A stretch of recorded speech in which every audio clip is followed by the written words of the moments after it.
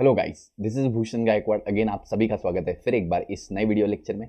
दोस्तों, इस video lecture में हम बात करने वाले हैं जीन थेरेपी के बारे में कि जीन थेरेपी है क्या। ठीक है, बेसिकली हमें पता है हमारे बॉडी के जितने भी कैरेक्टरिस्टिक फीचर है, जितने भी हमारे कैरेक्टर्स है, ये सारे के सारे कैरेक्टर्स हमारा डीएनए शो करता है, डीएनए की वजह से एक्सप्रेस होता है। ठीक है, तो हमारे बॉडी में जितने भी हमारा स्किन का कलर है, हेयर का शेप है, ठीक है, आई का कलर है, या whatever the character we have in the body, each and every character is expressed by the DNA. और डीएनए में क्या होते हैं, छोटे छोटे सेगमेंट्स होते हैं जिनको हम जीन बोलते हैं। ठीक है, ये सारा कुछ हमने प्रीवियस चैप्टर में डिस्कस किया हुआ है। तो अगर बेसिकली हम डायग्रामेटिकली समझे इसको, ठीक है, अगर बेसिकली हम डायग्रामेटिकली समझने का कोशिश करें तो हम बोल रहे हैं ये हमारा डीएनए है, मान लेते हैं सिंगल डबल स्ट्रैंडेड हम ये डीएनए बना रहे हैं। ठीक है, और इसमें बहुत सारे बेस पेयर्स होते हैं, मिलियंस ऑफ बेस पेयर्स होते हैं। ठीक है, अब ये मिलियंस ऑफ बेस पेयर में हमारे बहुत सारे जीन्स होते हैं। ठीक है, हमारे ह्यूमन डीएनए में अराउंड 33,000 जीन्स होते हैं, ये हमने पढ़ा है। ठीक है, तो हम देखते हैं यहाँ पे मान लो ये एक जीन हो गया, ये दूसरा जीन, ये तीसरा जीन, ये चौथा जीन, ये पांचवा, ऐसे नंबर ऑफ जीन्स होते हैं। ठीक है, तो हर जीन हमारे बॉडी का कोई ना कोई कैरेक्टर एक्सप्रेस कर रहा है। ठीक है, जीन से क्या होता है, जीन से एमआरएनए बनता है, हमें पता है डीएनए से एमआरएनए बनता है बाय ट्रांसक्रिप्शन, एमआरएनए से प्रोटीन बनता है और प्रोटीन के फॉर्म में हमारे बॉडी का ईच एंड एवरी कैरेक्टर जो है वो एक्सप्रेस होता है। ठीक है, तो इस तरीके से हमारे बॉडी के सारे कैरेक्टर्स को बेसिकली कंट्रोल करता है जीन, बेसिकली कंट्रोल करता है डीएनए। ठीक है, अगर यहाँ पे किसी भी एक जीन में डिफेक्ट आ जाता है तो हमारी बॉडी में एक बहुत ही क्या बोल सकते हैं, डेडली डिसऑर्डर भी शो हो सकते हैं। ठीक है, जैसे कि हमने सिकल सेल एनीमिया के बारे में पढ़ा है, एक छोटे से जीन में चेंज आ जाता है, एक सिंगल जीन में चेंज आ जाता है, जिसकी वजह से हमारी बॉडी में हम देखते हैं सिकल सेल एनीमिया डिजीज होता है। ऐसे ही बहुत सारे जेनेटिक डिजीजेस की हम बात करते हैं, फिनिलकीटोन्यूरिया, सिकल सेल एनीमिया। ठीक है, इसके अलावा night blindness, colour blindness, haemophilia, muscular dystrophy, myopia. ठीक है, ये सारे जो डिजीजेस है ये जेनेटिक डिसऑर्डर्स है। और जेनेटिक डिसऑर्डर क्योंकि एक जीन में चेंज आ जाता है तो हमारे बॉडी में ये डिसऑर्डर हमें शो होते हैं। तो अगर इन डिसऑर्डर को क्योर करना है तो कोई पर्टिकुलर ट्रीटमेंट आज तक अवेलेबल नहीं है।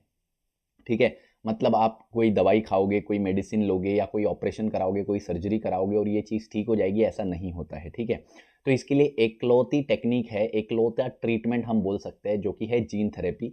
लेकिन ये टॉपिक अभी भी अंडर रिसर्च है, अभी भी इस टॉपिक को रिसर्च किया जा रहा है, समझा जा रहा है, इस पे बहुत सारे मतलब एक्सपेरिमेंट्स अभी भी हो रहे हैं। ठीक है, तो ऐसा नहीं है कि ये फुल्ली डेवलप्ड है, बट ये अंडर रिसर्च है और इसका जो रिस्पॉन्स है वो बेसिकली पॉजिटिव है, जिसकी वजह से ये हम सिलेबस में पढ़ रहे हैं। और ये आज के कंडीशन में इतना ज़्यादा ग्रो कर रहा है कि आप मान सकते हो कि इससे हम डेफिनेटली आने वाले टाइम में या अभी भी कुछ हद तक हम डिजीजेस को, जेनेटिक डिजीजेस को क्योर कर सकते हैं। इसके लिए हमारे पास ये एक लौता ट्रीटमेंट अभी अवेलेबल है। ठीक है, तो थेरी पार्ट को समझते हैं। जैसे कि हमने बोला, जीन हमारे डीएनए का एक स्ट्रेच है, स्ट्रैंड है, डीएनए का स्ट्रैंड होता है जो हमारे सारे बॉडी कैरेक्टर को कंट्रोल करता है by synthesising a product that is proteins. ठीक है, प्रोटीन्स को प्रोड्यूस करता है, सारे बॉडी कैरेक्टर को कंट्रोल करता है। ठीक है, DNA codes for specific gene delivered in individual cells in the body. तो यहाँ पे बोला है कि अगर हमारे बॉडी में ये सारे डिसऑर्डर हमें क्योर करने हैं तो हमें बाहर का कोई जीन डिलीवर करना पड़ेगा हमारे बॉडी में।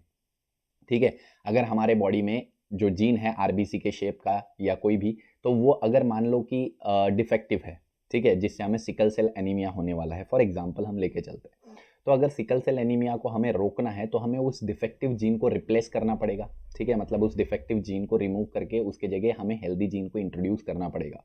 तो हमें बाहर से कोई जीन डिलीवर करना पड़ता है, इसी को बोला जाता है जीन थेरेपी। जीन थेरेपी का एक ब्रॉड डेफिनेशन यहाँ पे दिया है। जीन थेरेपी क्या है? It is a treatment of diseases, ठीक है, by replacing, altering and supplementing the gene that is absent और एबनॉर्मल, हुज एब्सेंस और abnormality is responsible for the disease. तो यहाँ पे बोला क्या जा रहा है बेसिकली, इस सेंटेंस में ये बोला जा रहा है कि हम बेसिकली कोई भी जेनेटिक डिसऑर्डर को क्योर कर सकते हैं, ट्रीट कर सकते हैं by replacing the defective gene, abnormal gene या एब्सेंट जीन। एब्सेंट जीन के जगह हम कोई नया जीन रिप्लेस कर सकते हैं। ठीक है, कोई नया जीन ऐड कर सकते हैं, अगर कोई डिफेक्टिव जीन है तो उसको रिप्लेस कर सकते हैं, या किसी और जीन से सप्लीमेंट कर सकते हैं, मतलब किसी और जीन से उसका फंक्शनल कैरी आउट करवा सकते हैं। जो एक कैरेक्टरिस्टिक कोई एक जीन कैरी आउट कर रहा था, वो हम उससे ना करवा के कोई और एक जीन इंट्रोड्यूस करेंगे और उससे हम वो फंक्शनल कैरी आउट करवाएंगे। ठीक है, बेसिकली बहुत सारे डिजीजेस है, जेनेटिक डिजीजेस, जिनको हम जीन थेरेपी के मेडिसिन से क्योर कर सकते हैं। बेसिकली सिस्टिक फाइब्रोसिस इसमें से एक एग्जांपल हो गया, हीमोफीलिया एक एग्जांपल हो गया, मस्कुलर डिस्ट्रॉफी हो गया। ठीक है, ये ऐसे डिजीजेस है, ऐसे अराउंड 5,000 जेनेटिक डिफरेंट डिजीजेस हमको यहाँ पे पता है। ठीक है। 5000 डिफरेंट जेनेटिक डिजीज अभी तक पता किए गए हैं, जिसमें से ये कुछ डिजीजेस है जैसे sickle cell anaemia, thalassaemia, Tay सेक्स डिजीज, ठीक है, cystic fibrosis, Huntington's cholera, chorea sorry, इसके अलावा हीमोफीलिया, अल्कप्टोन्यूरिया और अल्बिनिज्म। तो ये ऐसे डिजीजेस है जिनको हम बेसिकली जीन थेरेपी से क्योर कर सकते हैं, because it is a genetic disease. आपके जीन में डिफेक्ट है, आपके जब जीन में डिफेक्ट है तो आप कोई भी मेडिसिन एक्सटर्नली कितना भी लोगे तो वो सिर्फ सिम्टम्स को कम कर सकती है, लेकिन वो डिजीज़ को क्योर नहीं कर सकती। अगर डिजीज़ को क्योर करना है तो आपको जो जीन में डिफेक्ट है उसको रिप्लेस करना पड़ेगा, और उसी को बोलते हैं जीन थेरेपी। ब्रॉड कंसेप्ट यही है, बाकी सब थेरी है, ठीक है। अब सिंपल हम बात करते हैं कि जेनेटिक डिजीजेज में जीन थेरेपी में हम क्या क्या यूज़ इसका कर सकते हैं। एग्जाम्पल्स जेनेटिक जीन थेरेपी में हम क्या क्या चीज़ें किस किस तरीके से जीन थेरेपी को यूज़ कर सकते हैं। पहला, रिप्लेसिंग द मिसिंग और डिफेक्टिव जीन, ठीक है। अगर कोई जीन मिसिंग है, एब्सेंट है या डिफेक्टिव जीन है, उसको हम रिप्लेस कर सकते हैं, सबसे पहली बात, ठीक है, उसको रिप्लेस कर सकते हैं। दूसरी हम बात करते हैं deliver gene that speeds the destruction of the cancerous cell. तो कैंसर को क्योर करने के लिए, कैंसर को ट्रीट करने के लिए जीन थेरेपी का यूज़ किया जाता है। कैंसरस सेल क्या होते हैं, हम बोलते हैं ऐसे सेल जो एबनॉर्मल ग्रोथ शो कर रहे हैं। एक सेल के दो सेल, दो सेल के चार सेल, चार सेल के आठ सेल। मान लो मुझे यहाँ पे ओरल कैंसर हो जाता है, अगर हो जाता है, भगवान ना करे हो, लेकिन अगर हो जाता है तो कैसे होगा, यहाँ पे कुछ सेल म्यूटेटेड हो जाएंगे, मतलब वो सेल जो है वो अपना सेल डिवीजन कंट्रोल नहीं कर पाएंगे, वो रिपीटेटिवली डिवाइड होते जाएंगे, एक के दो, दो के चार, चार के 4000, 4 लाख, 4 करोड़, ठीक है। तो ये जो है इसका सेल का नंबर बढ़ेगा तो ट्यूमर फॉर्म होगा, ट्यूमर गार्ड फॉर्म होगा, है ना। तो ये ट्यूमर को या कैंसरस सेल को डिस्ट्रक्ट करने के लिए भी जीन थेरेपी का हम यूज़ करते हैं, ठीक है। हम कुछ ऐसे जीन्स यहाँ पे कैंसरस सेल में इंट्रोड्यूस करेंगे, जो जीन्स कुछ ऐसे प्रोटीन बनाएंगे जो उन ट्यूमर को किल करने के लिए रिस्पॉन्सिबल होंगे। तो हम कैंसर ट्रीटमेंट में जीन थेरेपी का यूज़ कर सकते हैं। Supplying gene that cause the cancer cell to revert back to normal cell, ठीक है। पहला तो हम कैंसरस सेल को डायरेक्टली किल कर सकते हैं, दूसरा हम क्या कर सकते हैं, उनको रिवर्ट बैक कर सकते हैं to the normal cell. Cancerous cell वो सेल होता है जिनमें म्यूटेशन आता है और वो मतलब अनऑर्गेनाइजली या क्या बोल सकते हैं, फ्रिक्वेंटली डिवाइड होते रहते हैं, बार बार डिवाइड होते रहते हैं, ठीक है। तो अगर हम उनकी ये एक्टिविटी को स्टॉप कर दे तो वो वापस नॉर्मल स्टेज में आ जाएंगे, उनका डिवीजन हम स्टॉप कर दे, ठीक है, उनका डिवाइड होने की प्रोसेस को अगर हम स्टॉप कर दे तो वापस वो नॉर्मल स्टेज में आ जाएंगे। तो इस तरीके से कैंसर सेल को नॉर्मल स्टेट में लाने के लिए भी हम जीन थेरेपी का यूज़ कर सकते हैं। इसके अलावा डिलीवर बैक्टीरियल और viral gene as a form of vaccination. अब ये टॉपिक तो बहुत ज़्यादा अभी हॉट टॉपिक चल रहा है इंडिया में, वैक्सीनेशन का। तो आपको पता है वैक्सीनेशन क्या होता है, बैक्टीरिया को, उसके प्रोटीन को, वायरस के प्रोटीन को या पूरे पूरे वायरस को हमारे बॉडी में डाला जाता है, ठीक है, ताकि हमारी बॉडी में वो वायरस आए, हमारी बॉडी उसको एनालाइज करे, उसके लिए एंटीबॉडी बनाए, इम्यून रिस्पॉन्स बनाए और वो रहे लंबे समय तक, ठीक है। तो ये वायरस या ये जो बैक्टीरिया हमारे बॉडी में डाला जाता है ये इनएक्टिवेटेड डाला जाता है, ठीक है। लेकिन कभी कभी चांसेस होते हैं कि अगर ये एक्टिवेटेड रह गया तो ये हमें डिजीज़ कॉज करेगा। मतलब आज तक जिसको भाई पोलियो नहीं होना था, लेकिन वैक्सीन लेने के बाद पोलियो हो जाएगा। क्यों? क्योंकि वो वायरस गलती से एक्टिवेटेड था, गलती से, ठीक है, ये जानबूझ के नहीं होता, गलती से एक्टिवेटेड था, ऐसा समझ लो। तो ये थोड़ा रिस्की होता है। तो हम पूरा वायरस ना डाल के सिर्फ उसका प्रोटीन डालेंगे, और प्रोटीन कौन बनाता है, डीएनए, जीन, ठीक है। तो हम प्रोटीन भी नहीं डालेंगे, हम उसका जीन डालेंगे, ठीक है। तो हमारे बॉडी में हमने वायरस का जीन डाला, वो जीन जो वायरस का प्रोटीन बनाता है, ठीक है।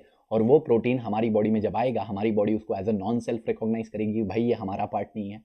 हमारी बॉडी उसके लिए एंटीबॉडी बनाएगी, उसको किल करेगी आराम से, उससे हमें कोई नुकसान नहीं होगा, ठीक है। और फ्यूचर में जब वो सेम वायरस सेम प्रोटीन लेके आएगा तो हमारी बॉडी उसको इमीडिएटली पहचान लेगी और उसको किल कर देगी, ठीक है।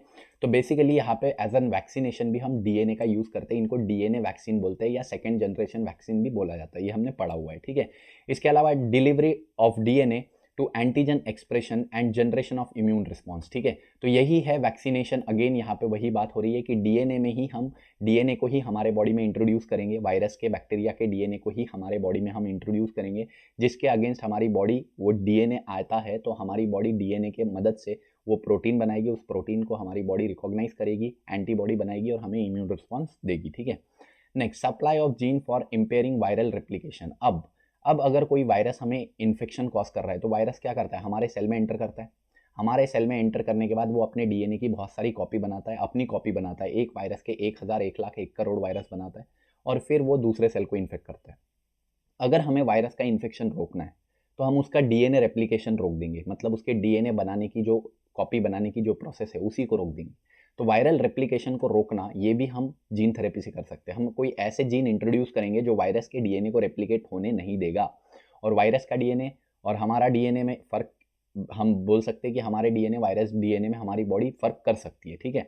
तो इस तरीके से हम बोल सकते हैं कि वायरस के डीएनए को रेप्लिकेट होने से रोका जा सकता है और उसकी ग्रोथ को होने से रोका जा सकता है बॉडी में with the help of gene therapy. इसके बाद हम बात करते हैं provides gene that promotes the impedes the growth of new tissue. देखो, एक तो हम जीन थेरेपी को किसी टिश्यू की ग्रोथ के लिए या किसी टिश्यू की ग्रोथ को इनहिबिट करने के लिए भी यूज़ कर सकते हैं। अगर हमें किसी टिश्यू की ग्रोथ प्रमोट करनी है तो वहाँ पे भी जीन थेरेपी यूज़ होती है, अगर किसी टिश्यू की ग्रोथ इनहिबिट करनी है तो वहाँ पे भी जीन थेरेपी यूज़ होती है, ठीक है। तो यहाँ पे हम बोलते हैं कि ग्रोथ को प्रमोट करने के लिए और ग्रोथ को इम्पेड करने के लिए हम यहाँ पे जीन थेरेपी को यूज़ कर सकते हैं। Delivery of gene that stimulate the healing of the damage tissue, ठीक है। तो हम यहाँ पे जीन थेरेपी को डैमेज टिश्यू को रिपेयर करने के लिए, हीलिंग करने के लिए भी यूज़ कर सकते हैं। तो जीन थेरेपी को इंटरनल इंजुरी को ट्रीट करने के लिए भी यूज़ किया जाता है बेसिकली। तो ये हो गए जीन थेरेपी के बेनिफिट्स। आपको सीधा सीधा क्वेश्चन बोर्ड में पूछा जाता है, लेकिन अभी इस साल तो बोर्ड हो नहीं रही है तो टेंशन लेने की ज़रूरत नहीं है, लेकिन बोर्ड में सीधा सीधा क्वेश्चन पूछा जाता है what are the applications of gene therapy. तो ये सारे एप्लीकेशंस है, ठीक है। इसके अलावा नेक्स्ट हम बात करते हैं कि जीन थेरेपी दो टाइप की होती है। यहाँ पे जीन थेरेपी की डिलीवरी, जो जीन की डिलीवरी होने वाली है, हम बोल रहे हैं भाई कि जीन थेरेपी में जीन को हमें इंट्रोड्यूस करना है दूसरे एनिमल के अंदर, ठीक है। तो यहाँ पे डिलीवरी जीन की बहुत इंपॉर्टेंट रोल प्ले करती है कि जीन का हम डिलीवरी कैसे करेंगे, जीन को हम इंट्रोड्यूस कैसे करेंगे। फॉर एग्जाम्पल मेरे बॉडी में हमको जीन को इंट्रोड्यूस करना है, किस तरीके से करेंगे? तो दो तरीके हैं, एक है एक्स वीवो डिलीवरी, दूसरा है इन वीवो डिलीवरी, ठीक है। एक्स वीवो का मतलब, एक्स का मतलब बाहर, वीवो का मतलब हमारे शरीर के शरीर के बाहर, ठीक है। तो एक्स वीवो का मतलब क्या होता है? दैट इज हम बोल सकते हैं कि हम जो भी सेल्स है उसको रिमूव करेंगे बॉडी से पहले बाहर, रिमूव करने के बाद हम उसमें जीन को इंट्रोड्यूस करेंगे और फिर से वही रख देंगे जहाँ से वो हमने रिमूव किए थे। जैसे पार्किंसंस डिसीज यहाँ पे बात की है, पार्किंसंस डिसीज और न्यूरोलॉजिकल कोई भी डिसऑर्डर। तो ऐसे डिसऑर्डर में हम क्या करते हैं, वो एरिया जो इन्फेक्टेड है वहाँ से सेल्स को कलेक्ट करते हैं, उन सेल्स में हम जीन्स को इंट्रोड्यूस करते हैं जीन थेरेपी में, ठीक है, और फिर उनको वहीं पे प्लेस कर देते हैं जहाँ से उसको हमने आइसोलेट किया था। तो इस तरीके से जीन थेरेपी यहाँ पे एक्स वीवो डिलीवरी की जाती है, ठीक है। दूसरा इन वीवो डिलीवरी, जहाँ पे हम देखते हैं कि इनसाइड द बॉडी ही हमको जीन की डिलीवरी करनी है, हम वो सेल को बाहर नहीं निकालेंगे। तो जैसे ट्यूमर के केसेस होते हैं, ट्यूमर यानी कैंसरस केस, ठीक है। कैंसर के केस में ट्यूमर लोकलाइज्ड होता है, एक पर्टिकुलर पोजीशन पे ट्यूमर प्रेजेंट होता है, जैसे हमारे किडनी पे मान लो, हमारे लीवर पे मान लो, हमारे थायराइड ग्लैंड में ट्यूमर है। तो हम ट्यूमर साइट पे ही जीन को इंट्रोड्यूस कर देंगे, we will introduce the gene at the site of the tumour itself, ठीक है। तो ट्यूमर के ही साइट पे जब जीन्स को इंट्रोड्यूस करेंगे तो हम ये हम बोल रहे हैं कि दैट इज इन वीवो कर रहे हैं, यानी उसी सिस्टम में हम कर रहे हैं, ठीक है, हम बाहर नहीं निकाल रहे सेल को। तो इस तरीके से ये दो तरीके हो गए। तीसरा एक तरीका है यूज ऑफ वायरोसोम। वायरोसोम क्या होता है? यहाँ पे लिपोसोम की body plus inactivated HIV virus होता है, ठीक है। अभी हमें क्योंकि जीन को डालना है, जीन को ले जाने के लिए हमें डीएनए चाहिए, ठीक है। जीन हमारा एक पूरा डीएनए नहीं है, एक छोटा सा डीएनए। अब ये छोटा सा डीएनए हम बड़े डीएनए में ऐड करना है, तो हम कौन से डीएनए में ऐड करेंगे? एचआईवी के, ठीक है। इनएक्टिवेटेड एचआईवी के डीएनए में हम अपना जीन ऐड करेंगे और इस डीएनए को हम लिपोसोम में इंट्रोड्यूस करेंगे। अब लिपोसोम क्या होता है, तो चलिए थोड़ा नीचे देखते हैं डायग्रामेटिकली व्हाट इज लिपोसोम। तो लिपोसोम में बेसिकली लिपिड्स होते हैं जो कि एक पूरा सर्कुलर स्ट्रक्चर बनाते हैं, जैसे कि ये लिपिड की हाइड्रोफोबिक ये है पार्ट, ठीक है। ये हाइड्रोफोबिक पार्ट है, आपको पता है लिपिड कुछ ऐसा होता है, और इसमें ये सेंटर वाला पार्ट हाइड्रोफिलिक है, ठीक है। तो इस तरीके का ये लिपोसोम हो गया, और इसके अंदर हमने कौन सा डीएनए ऐड किया है? एचआईवी का, जिसमें हमने अपना जीन भी ऐड किया है, ठीक है। तो एचआईवी का डीएनए है यहाँ पे, और इसी डीएनए में हमारा जीन भी है इंट्रोड्यूस किया हुआ। इस लिपोसोम को अब हम एक्ट करवाएंगे होस्ट सेल पे। होस्ट सेल मान लो मेरे बॉडी में इंट्रोड्यूस करना है, ठीक है। तो मेरे बॉडी का जो सेल हो गया वो होस्ट सेल हो गया। लिपोसोम क्या करता है? लिपिड सॉल्युबल होता है, ये बाहर का लेयर लिपिड लिपोफिलिक है, मतलब हाइड्रोफोबिक है, यानी लिपिड लविंग है, ठीक है। तो लिपिड लविंग है, तो लिपिड की लेयर को ये क्रॉस कर जाता है और अंदर एंट्री देता है ये डीएनए को। डीएनए के साथ जीन भी जाता है, तो जब डीएनए की कॉपी बनती है, हमारी जीन की भी कॉपी बनती है। जब जीन की कॉपी बनती है तो जीन का कैरेक्टर एक्सप्रेस होता है। कैरेक्टर एक्सप्रेस होता है मतलब हमको जो जीन इंट्रोड्यूस करना था वो हमारा सफल हो चुका है, ठीक है। आई होप आपको समझ में आया होगा। तो हम वायरोसोम के मदद से, हम लिपिड का एक लिपोसोम लेते हैं, उसके अंदर एचआईवी का जीन डाला, एचआईवी के डीएनए डाला, डीएनए में हमारा जीन भी है। उस लिपोसोम को अब हमारे होस्ट सेल पे रखा जाता है, होस्ट सेल के अंदर वो एंट्री ले लेता है, और साथ में ये जो एचआईवी का डीएनए है वो जब अपने कैरेक्टर एक्सप्रेस करता है या उसका जब रेप्लिकेशन होता है, डीएनए टू डीएनए बनता है, तो वो हमारा जो जीन हमने डाला था HIV में उसका भी DNA की कॉपी बनती है और अल्टीमेटली हमारा जो एक्सपेरिमेंट है वो सक्सेसफुल होता है, हमने डिलीवरी कर ली। दूसरा एक है बायोनिक चिप। बायोनिक चिप का मतलब होता है कि सेल को इलेक्ट्रिक सर्किट में रखा जाता है। तो जैसे हम देखते हैं ना इलेक्ट्रिक सर्किट, अब वो फिजिक्स का पार्ट है, इलेक्ट्रिक सर्किट्स वगैरह होते हैं, तो एक माइक्रोस्कोपिक इलेक्ट्रिक सर्किट बनाया जाता है जिसमें सेल्स भी फिट होते हैं, ठीक है। और सेल्स की ओपनिंग, सेल्स के अंदर जो पोर होते हैं वो ओपन होते हैं because of the electric current, ठीक है। तो वोल्टेज को पास कराया जाता है वो सर्किट से, तो उस वोल्टेज पे, पर्टिकुलर वोल्टेज पे सेल के छोटे छोटे पोर ऐसे ओपन और क्लोज होते हैं, और जब ओपन होते हैं हम उसमें DNA को इंट्रोड्यूस कर सकते हैं, ठीक है, जीन को इंट्रोड्यूस कर सकते हैं। तो बायोनिक चिप्स के जरिए भी हम बेसिकली DNA को इंट्रोड्यूस कर सकते हैं। तो ये हो गया इंट्रोडक्शन ऑफ DNA की डिलीवरी हम किन तरीके से कर सकते हैं। तो एक्स वीवो डिलीवरी होती है, इन वीवो डिलीवरी होती है, इसके अलावा लिपोसोम से डिलीवरी होती है और बायोनिक चिप्स पे डिलीवरी होती है। ये आपके MST CET के लिए इंपॉर्टेंट है, तो आप इसको अच्छे से पढ़ सकते हैं और इसको याद रख सकते हैं। एक्स वीवो क्या है, इन वीवो क्या है, वायरोसोम्स की डिलीवरी क्या है और बायोनिक चिप्स की डिलीवरी क्या है। लिपोसोम किस में यूज़ होता है, ऐसा भी क्वेश्चन पूछा जा सकता है। तो लिपोसोम वायरोसोम्स में यूज़ होता है ना। इसके अलावा अब दो तरीके की जीन थेरेपी होती है। Forms of gene therapy are of two type, germ line gene therapy और दूसरा है somatic cell gene therapy. Germ line gene therapy यानी हमारे बॉडी में कौन से जर्म सेल प्रेजेंट है, जर्म सेल जिससे हमारी न्यू लाइफ ओरिजिनेट हो सकती है। तो जर्म सेल दो ही तरीके के होते हैं, स्पर्म और एग, ठीक है। जब ये दोनों फ्यूज होते हैं तो एम्ब्रियो बनता है और एम्ब्रियो से भी हम देखते हैं कि न्यू यंग वन प्रोड्यूस होता है, ठीक है। तो जर्म सेल दो ही है बेसिकली, स्पर्म और एग, ठीक है। एम्ब्रियो जो है वो वैसे तो सोमैटिक सेल है, लेकिन क्योंकि उसने अभी कोई ऑर्गन फॉर्म नहीं किया है, कोई स्ट्रक्चर फॉर्म नहीं किया है, इसलिए उसको भी इसमें हम कंसिडर कर रहे हैं, ठीक है। वैसे embryo is not a germ cell, it is a somatic cell, ठीक है। तो हम बोल रहे हैं कि स्पर्म और एग सेल जर्म सेल है, एम्ब्रियो क्योंकि उसने कोई बॉडी स्ट्रक्चर फॉर्म नहीं किया है अभी तक, हाथ पैर नाक हार्ट ब्रेन कुछ नहीं, ठीक है। तो एम्ब्रियो अभी ऐसा मास है जो किसी भी सेल टाइप में कन्वर्ट हो सकता है। तो इनमें अगर हम इंट्रोड्यूस करते हैं, ठीक है, इससे एम्ब्रियो से आगे स्पर्म सेल बन सकते हैं, ठीक है। तो अगर इसमें हम जीन को इंट्रोड्यूस करते हैं, ठीक है, तो वो उस बॉडी में हर सेल में वो जीन इंट्रोड्यूस हो जाएगा। क्योंकि अगर हमने स्पर्म में एग में हमारा जीन डाल दिया या हमने एम्ब्रियो में जीन को इंट्रोड्यूस कर दिया, तो उसके बॉडी में जितने भी सेल अभी आगे बनने वाले हैं उन सभी में वो जीन प्रेजेंट होगा, ठीक है। स्पर्म और एग बनेगा तो उसमें भी होगा। जैसे अगर डायग्रामेटिकली मैं समझूँ, ठीक है, तो हम बोल रहे हैं कि एक स्पर्म है और एक ओवम है, ठीक है। इन दोनों का फ्यूजन हो रहा है, फ्यूजन होके क्या बन रहा है, एम्ब्रियो बन रहा है, ठीक है। एम्ब्रियो, जाइगोट और जाइगोट से एम्ब्रियो, ठीक है। तो मान लेते हैं हमने जीन को इधर इंट्रोड्यूस कराया, तो मतलब ये एम्ब्रियो में गया। हमने जीन को इधर इंट्रोड्यूस कराया, ये भी एम्ब्रियो में गया। हमने जीन को इधर इंट्रोड्यूस कराया तो ये भी आगे जो इंडिविजुअल बनेगा इसके पूरे सेल में ये जो है जीन्स होंगे, ठीक है। तो इस तरीके से हम बोल रहे हैं कि इस इंडिविजुअल में जो आगे स्पर्म बनेगा और जो आगे ओवम बनेगा, मेल होगा तो स्पर्म, फीमेल होगा तो ओवम, तो उसमें भी वो जीन होगा। डेफिनेटली समझ में आया। तो स्पर्म और ओवम में वो जीन होगा जो हमने इंट्रोड्यूस किया था। तो इस तरीके से हम बोल रहे हैं कि ये भाई ये जीन जो है वो अगली जनरेशन में ट्रैवल कर सकता है। इसकी जो नेक्स्ट जनरेशन होगी, इसका जो ऑफस्प्रिंग होगा, उसमें भी ये जीन ट्रैवल कर सकता है। तो इसी को बोलते हैं germ line gene therapy. Germ line gene therapy में हम जीन्स को इंट्रोड्यूस करते हैं इनटू द स्पर्म सेल और एग सेल, और अगली जनरेशन में ये जो जीन हमने ऐड किया था ये उसकी अगली जनरेशन उसकी अगली जनरेशन में ट्रांसफर होते रहता है, ठीक है। तो इस तरीके से हम जर्म लाइन जीन थेरेपी कर सकते हैं। लेकिन इसको हम बोल सकते हैं कि बेसिकली ये हमारे ह्यूमंस के ऊपर करना अभी तक इलीगल है, क्योंकि ये एक तरीके से डिज़ाइनिंग ऑफ ह्यूमन बीइंग हो जाता है, ह्यूमन बीइंग की डिज़ाइनिंग। क्योंकि आने वाला ऑफस्प्रिंग कैसा होगा वो आप अभी डिसाइड कर रहे हो, उसमें अलग अलग तरीके के जीन्स को इंट्रोड्यूस करके। तो ये एक तरीके का डिज़ाइनर बेबी का कंसेप्ट भी इसको बोला जाता है। जैसे हम अपने कपड़े डिज़ाइनर टेलर से सिलवाते हैं, तो डिज़ाइनर कपड़े सिलवाते हैं, अपने मर्जी मुताबिक सिलवाते हैं कि मेरे को ऐसा चाहिए, ऐसा डिज़ाइन चाहिए, ऐसा चाहिए, है ना। तो वैसे ही ये आने वाला ऑफस्प्रिंग को हम डिज़ाइन कर रहे हैं। हम एग में या स्पर्म में ऐसे ऐसे जीन डाल रहे हैं, ऐसे ऐसे जीन इंट्रोड्यूस कर रहे हैं कि हम उसके कैरेक्टर को कंट्रोल कर सकते हैं। हमको भूरी आंखों वाला बच्चा चाहिए तो हम वो फॉर्म कर सकते हैं। हमको अगर गोरी स्किन टोन वाला बच्चा चाहिए हम उसको प्रोड्यूस कर सकते हैं, ठीक है। अगर हमको उसकी हाइट लंबी होनी चाहिए, उसका मस्कुलर स्ट्रेंथ होना चाहिए, लड़की है तो बहुत ज़्यादा एक्सट्रीम ब्यूटीफुल होने चाहिए, उसके हेयर्स बहुत सिल्की स्ट्रेट होने चाहिए।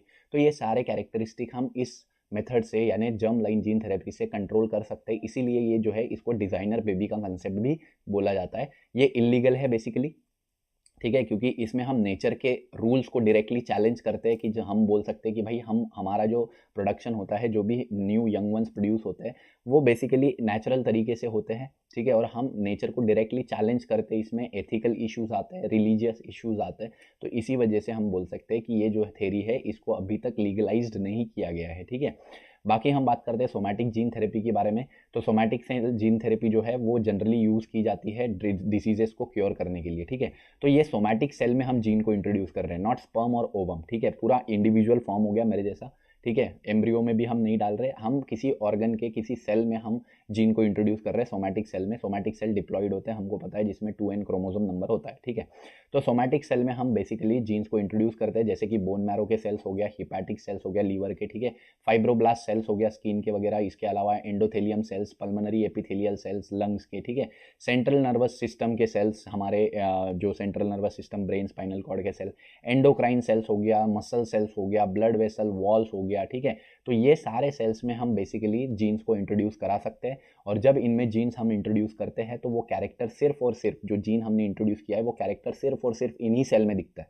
ठीक है, और इसी ह्यूमन बीइंग में दिखेगा। अगला जनरेशन जो वो फॉर्म करेगा, क्योंकि हमने सिर्फ सोमैटिक सेल में डाला, स्पर्म सेल एक सेल में डाला क्या जीन, नहीं, तो सोमैटिक सेल में ही जीन को हमने इंट्रोड्यूस किया, तो वो सोमैटिक सेल तक ही रेस्ट्रिक्टेड रहेगा, वो स्पर्म सेल एक सेल में जा नहीं सकता वो जीन। तो अगली जनरेशन जो आएगी वो विदाउट जीन आएगी, मतलब ये जीन जो है ये जनरेशन टू जनरेशन ट्रांसफर नहीं होता है। ठीक है, तो somatic cell gene therapy does not transfer from generation to generation. ठीक है, जीन थेरेपी में gene generation to generation transfer नहीं होता, लेकिन जर्म लाइन जीन थेरेपी में जीन जो है वो एक जनरेशन से दूसरे जनरेशन में ट्रांसफर होता है। तो आपको ये सेल्स याद रखने पड़ेंगे अगर आपको कॉम्पिटिटिव एग्जाम की आप प्रिपरेशन कर रहे हो, नीट या MST CT, तो you have to remember the cells कि कौन से सेल में कौन सी थेरेपी यूज होती है। ठीक है, तो हम देखते हैं कि स्पर्म, एग और एम्ब्रियो में यूज होती है जर्म लाइन जीन थेरेपी, और यहाँ पे जीन एक जनरेशन से दूसरे जनरेशन में ट्रैवल करते हैं, ट्रांसफर होते हैं। ठीक है, दूसरा सोमैटिक सेल जीन थेरेपी, जो कि हम देखते हैं कि भाई hepatic cell, bone marrow cell, endothelium, pulmonary,